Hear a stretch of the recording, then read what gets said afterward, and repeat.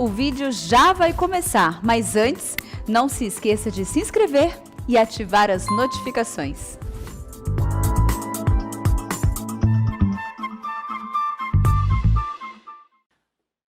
Irmãos amados, nós vamos abrir a palavra de Deus no segundo livro das Crônicas, capítulo 21. Segundo livro das Crônicas, capítulo 21.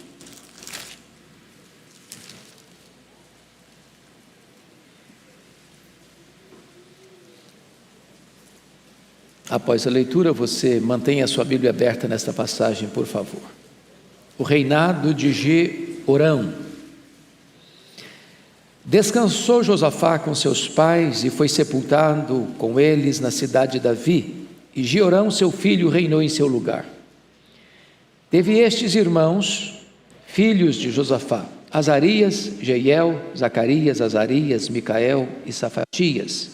Todos estes foram filhos de Josafá, rei de Israel. Seu pai lhes fez muitas dádivas de prata, ouro e coisas preciosas, e ainda de cidades fortificadas em Judá.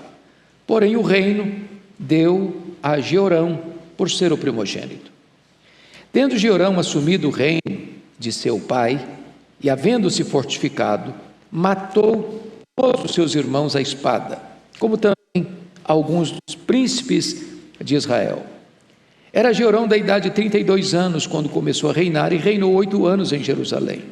Andou nos caminhos dos reis de Israel, como também fizeram os da casa de Acabe, porque a filha deste era sua mulher, e fez o que era mal perante o Senhor. Porém o Senhor não quis destruir a casa de Davi por causa da aliança que com ele fizera, segundo a promessa que lhe havia feito de dar a ele sempre uma lâmpada e a seus filhos. Nos dias de Jeroão se revoltaram os edomitas contra o poder de Judá e constituíram o seu rei, o seu próprio rei. Pelo que Jeorão passou adiante com todos os seus chefes e todos os carros com ele. De noite se levantou e feriu os edomitas que os cercavam e os capitães dos carros. Assim se rebelou Edom para livrar-se do poder de Judá até o dia de hoje. Ao mesmo tempo, se rebelou também Líbna contra Jeorão, porque este deixara ao Senhor, Deus de seus pais. Também fez altos nos montes de Judá e seduziu os habitantes de Jerusalém à idolatria e fez desgarrar a Judá.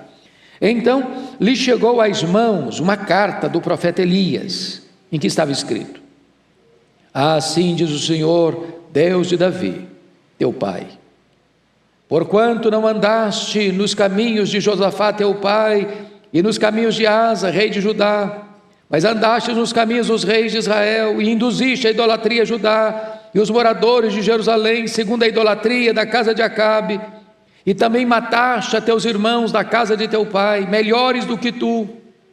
Eis que o Senhor castigará com grande flagelo ao teu povo, aos teus filhos, às suas mulheres, e a todas as suas possessões. Tu terás grande enfermidade nas suas entranhas, enfermidade que aumentará dia após dia, até que saiam as suas entranhas.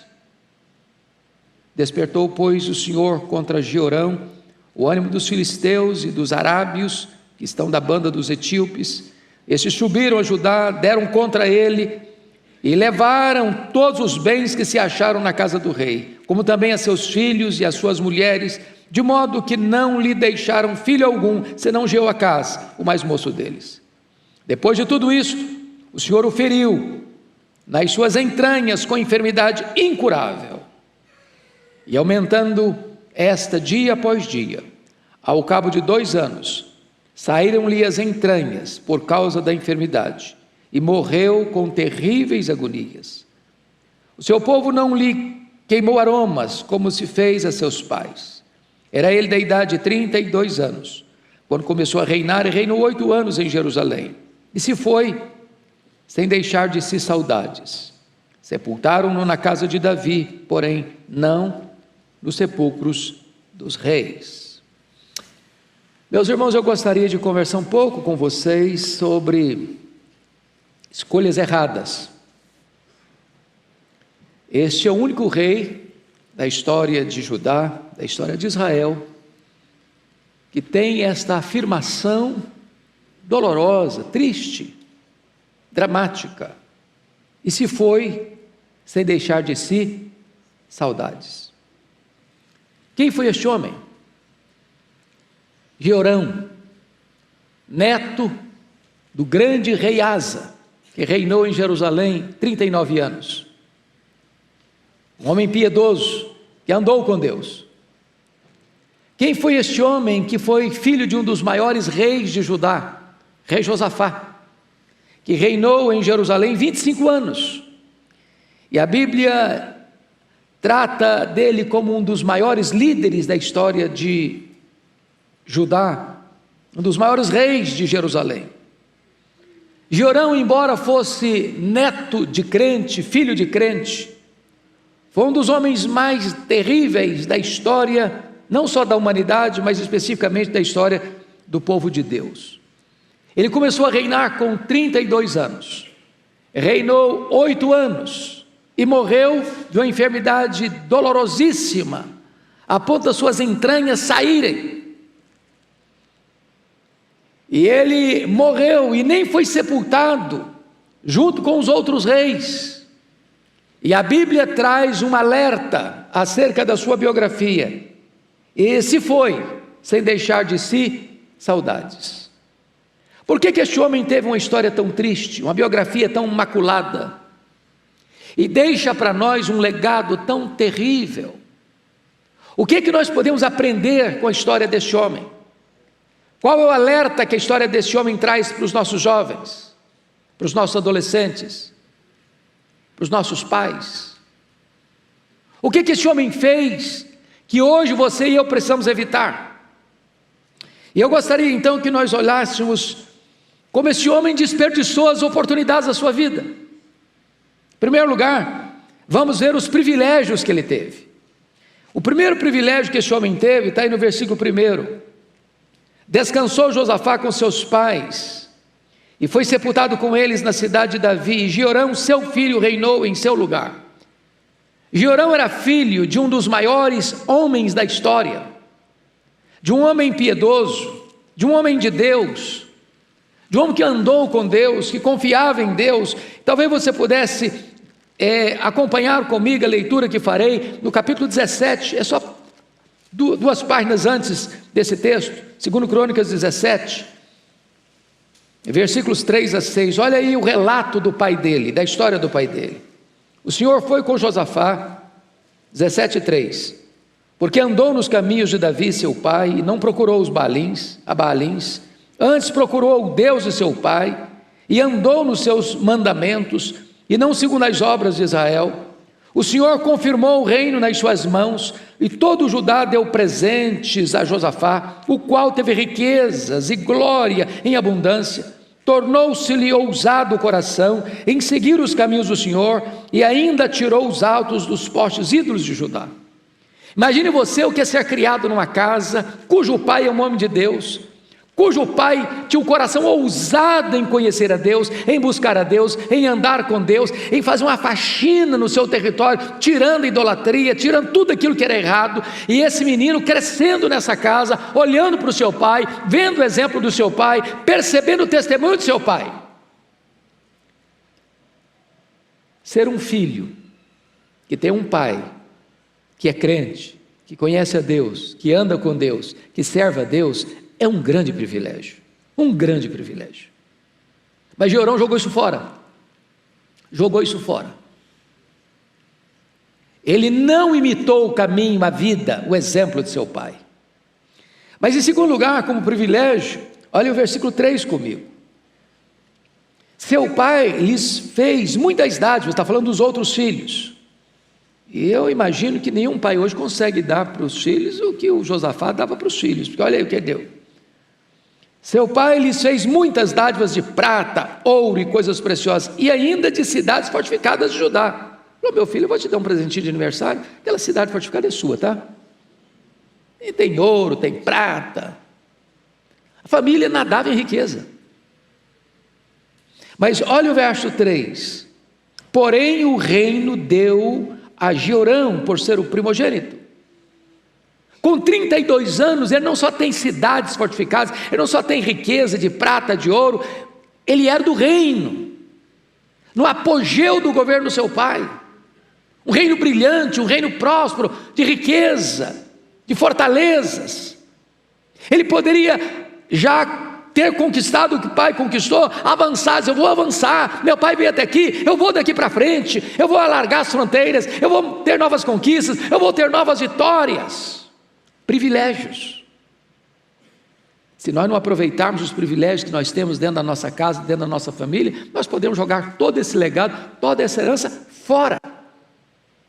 Mas agora vamos ver, depois dos privilégios, vamos ver em segundo lugar os perigos.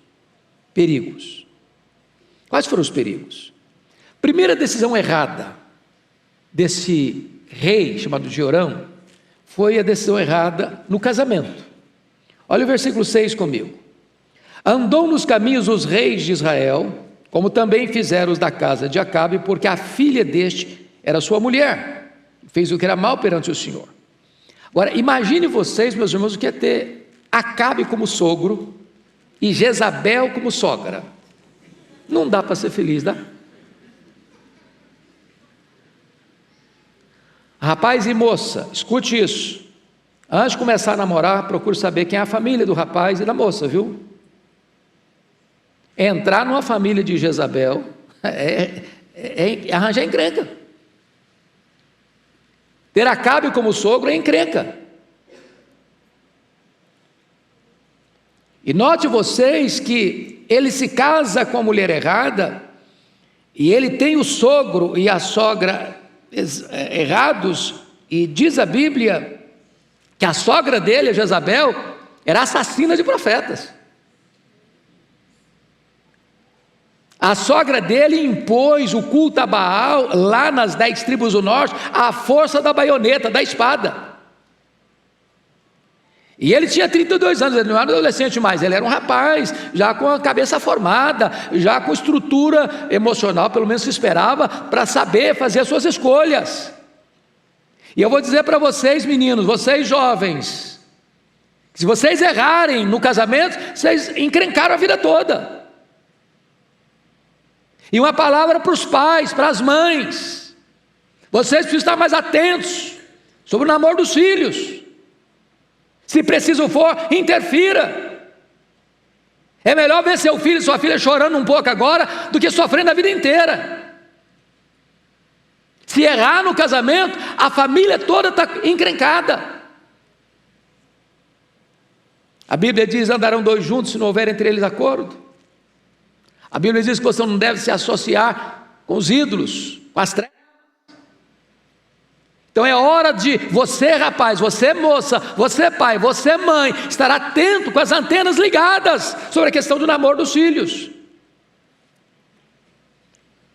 Segunda decisão errada desse moço, desse rei, foi a decisão errada com respeito à família. Olha comigo, por favor, o versículo 4. Tendo Jeorão assumido o reino de seu pai e havendo-se fortificado, matou todos os seus irmãos à espada, como também alguns dos príncipes de Israel. Você já pensou um negócio desse? Com quem que ele aprendeu isso? Negócio de matar. Não foi com o pai dele, não foi com o avô dele, foi com a família da mulher dele. Você percebe que esse moço não tem amor familiar, ele teve exemplo dentro de casa, mas ele foi aprender errado com a família da mulher dele, que era uma família toda assassina, que mandava matar. E certamente ele faz isso por ciúmes ou insegurança, dizendo: não, olha, cuidado, você tem irmãos aí que podem tomar seu reino, que podem dar uma rasteira em você, que podem jogar contra você nos bastidores, e você vai ser ameaçado. Então, se você quer ter segurança no seu governo, mata todo mundo, mate os concorrentes, mate qualquer pessoa que possa fazer sombra em você, ou ameaçar o seu reino. Olha o verso 13 comigo, olha o verso 13. Mas andastes nos caminhos dos reis de Israel, e induziste a idolatria a Judá e os moradores de Jerusalém, segundo a idolatria da casa de Acabe, e também mataste a teus irmãos da casa de teu pai, melhores do que tu. Ou seja, este rei está matando seus irmãos e aos outros príncipes. Não é porque eles eram maus, não é porque era gente ruim, não é porque era gente que estava tramando contra ele, não, era gente boa.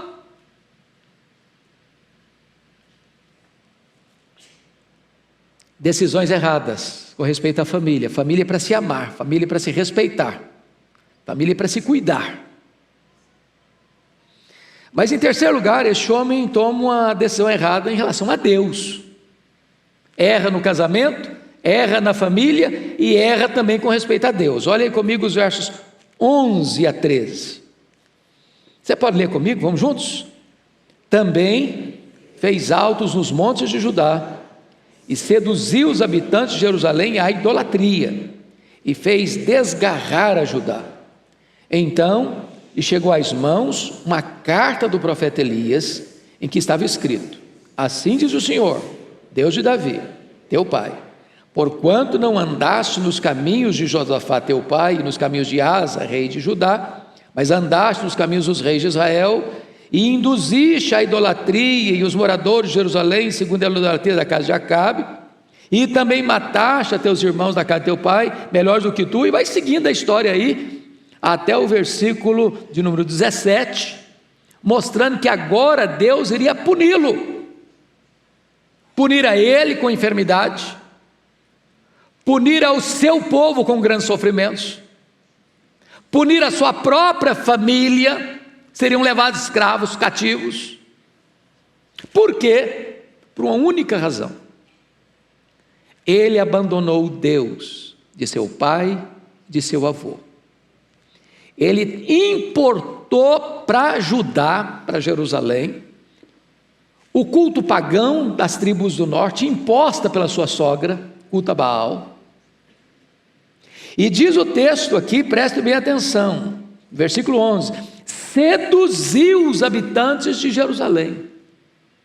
Irmãos, nós temos que parar muito para pensar sobre liderança. Liderança. Um líder nunca é neutro. Um líder ou é uma bênção ou é uma maldição. Ou ele vai levar o povo a uma situação melhor, ou ele vai trazer uma derrocada para o povo. Antes de escolhermos uma liderança, seja ela política, seja ela espiritual, nós precisamos parar e perguntar: que tipo de líder? Para onde vai nos levar? Quais são suas crenças? Quais são seus valores? Quais são seus princípios? No que ele crê, no que ele acredita, qual a sua bandeira, o que ele defende, qual a sua plataforma. E diz o texto que esse rei, por ter se casado com a filha de Acabe, a filha de Jezabel, importa para Judá as mesmas práticas do reino do norte, e seduz e induz o povo à idolatria, à rebelião contra Deus.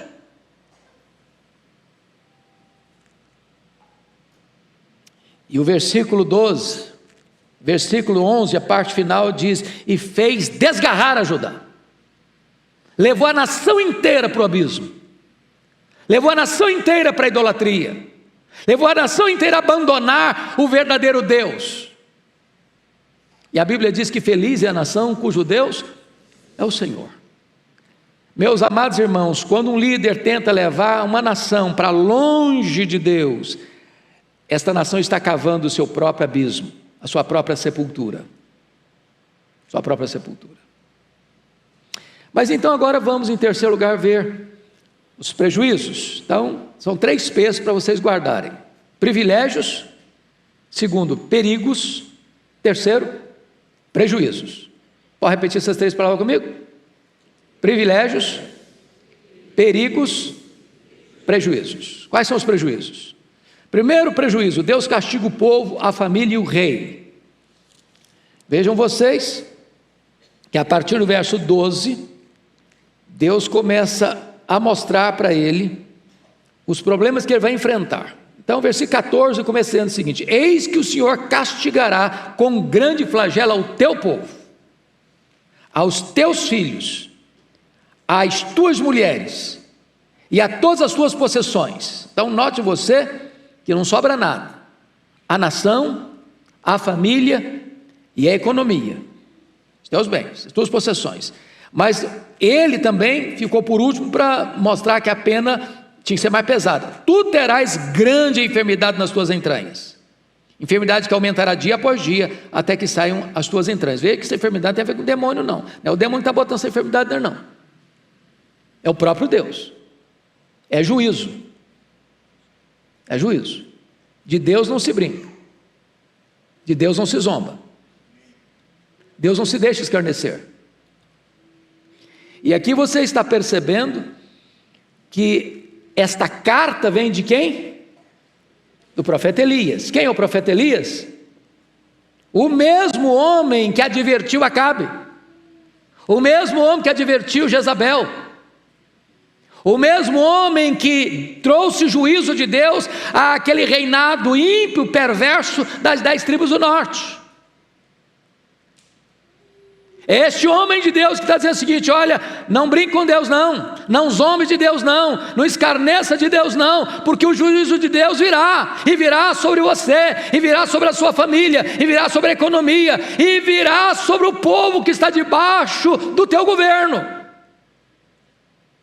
Irmãos, está na hora de nós termos temor de Deus. Temor de Deus.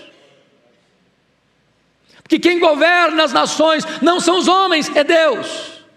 Quem governa a igreja não somos nós homens, é o próprio Senhor Jesus Cristo, que é o cabeça da igreja. Tenhamos temor, tenhamos reverência, tenhamos cuidado. Segundo lugar, irmãos, ele não só tem castigo, mas ele perde o reino. Perde o reino. Olha comigo aí, versos 16 e 17. Despertou, pois, o Senhor contra Jeorão o ânimo dos filisteus e dos arábios, que estão da banda dos etíopes. Estes subiram a Judá, deram contra ele e levaram todos os bens que se acharam na casa do rei, como também os seus filhos, as suas mulheres, de modo que não lhe deixaram filho algum, senão Joacás, o mais moço deles. Preste atenção nisso. Quem está trazendo essas nações contra Judá é o próprio Deus. Como o próprio Deus mais tarde vai trazer a Babilônia contra Jerusalém. Irmãos, o povo de Deus é forte se está na presença de Deus. O povo de Deus é fraco se rebela contra Deus. A igreja é forte quando ela é santa, pura, quando ela, como esta igreja, tem buscado servir a Deus, fazer a obra de Deus. Enquanto a igreja busca Deus, leva Deus a sério, santifica a sua vida, faz a obra de Deus, ela é forte. Mas se ela abandona Deus, se ela abandona os princípios de Deus, se ela deixa de servir ao Senhor, então ela não tem força, Deus a torna fraca. Foi o que Deus disse para Josué, quando houve pecado lá na cidade, quando estava lutando contra Ai. Deus disse o seguinte: olha, enquanto tiver coisa contaminada aí, eu não serei convosco, e enquanto não tirar o pecado do arraial, não podereis resistir aos vossos inimigos.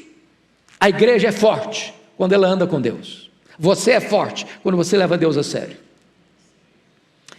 Mas ele não perdeu só o reino, ele perde a família também, porque o verso 17 diz que levaram os filhos, as mulheres, perdeu tudo. Mas tem mais, ele perde a saúde. Olha o versículo 14: eis que o Senhor castigará, não é o diabo, não é o mundo, o Senhor castigará com grande flagelo ao teu povo e aos teus filhos e às tuas mulheres e a todas as possessões. E versículo 15: tu terás grande enfermidade nas tuas entranhas. É Deus quem está dizendo isso. Então Deus é o Deus que fere e o Deus que sara. Tem muita gente que acha que a enfermidade só vem do diabo, que a enfermidade só é fruto do pecado particular. Então Deus não tem nada a ver com isso. Não, há enfermidades que o próprio Deus estabelece para juízo. Onde não há arrependimento, há juízo. E o texto nos mostra no verso de número 15, que esta era uma grande enfermidade. E é uma enfermidade que aumentará dia após dia. E diz que o final dessa enfermidade, versículo 15, até que saiam as tuas entranhas. Eu fico imaginando o drama. E eu fico imaginando a sentença. Não adianta procurar médico, não adianta procurar recursos em outros países que têm tecnologia mais avançada, a sentença está lavrada. E olha o que acontece, ele perde a vida. Ele perde a vida também. Olha o versículo 18 e 19. Pode ler comigo? Vamos juntos? Depois de tudo isto, o Senhor o feriu nas suas entranhas, com enfermidade incurável, e aumentando esta dia após dia, ao cabo de 2 anos, saíram-lhe as entranhas por causa da enfermidade, e morreu de que maneira? Com terríveis agonias. Perdeu a vida. Perdeu a vida. Cuidado, cuidado, porque Deus é um Deus cheio de graça e misericórdia, mas Ele não se deixa escarnecer. Onde não tem arrependimento, tem juízo. Mas esse homem finalmente perde mais do que o reino, mais do que a família, mais do que a saúde, mais do que a vida. Ele perde mais do que tudo, ele perde o prestígio. Há muitos homens que sofreram na vida, mas que morreram e deixaram um legado, e seu nome é notório na história. Você pega os apóstolos, eles sofreram, eles foram martirizados, crucificados, queimados vivos, mortos à espada, torturados. Mas quando você fala no nome deles, o nome deles, a memória deles, o exemplo deles, o legado deles, encoraja você, anima você. Mas olha o que está escrito sobre esse homem, versículo 20, você pode ler comigo, vamos juntos? Era ele, da idade de 32 anos, quando começou a reinar, e reinou 8 anos em Jerusalém, e se foi sem deixar de si saudades. Meu Deus, não tem uma gota de lágrima no funeral desse homem. Alguém diria, já foi tarde.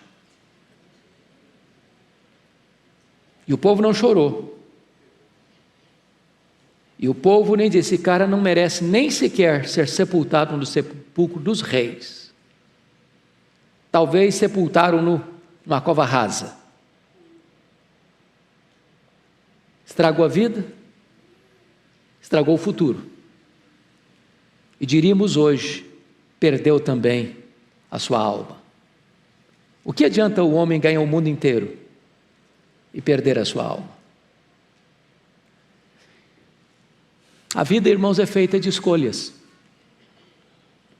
Nós não podemos errar no casamento, nós não podemos errar com respeito à família, nós não podemos errar com respeito à nossa fé, nós não podemos errar com respeito ao nosso Deus.